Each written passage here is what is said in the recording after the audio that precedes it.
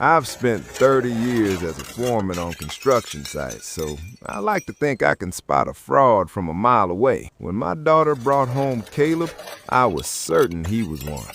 He was some kind of digital consultant from the city, wore sneakers that looked like they'd never touched actual dirt, and he actually asked if we had any sparkling water. I gave him the foreman stare, the one that usually makes grown men quit their jobs.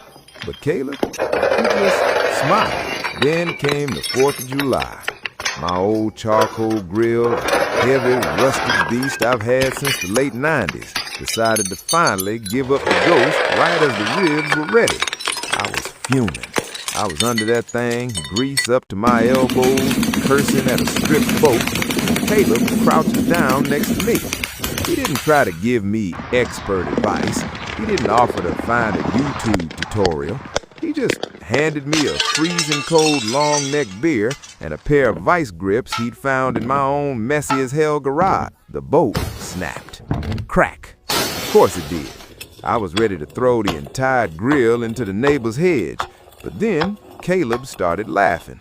A real belly-shaking laugh.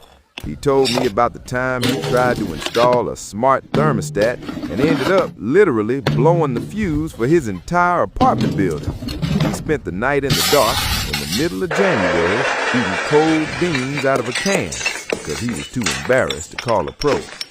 I looked at this kid, this city boy with the fancy shoes, and I realized I'd been a total jerk. We spent the rest of the afternoon rigging up a makeshift fire pit using old bricks and a rusted grate, drinking cheap beer, and honestly, having the best time I've had in years.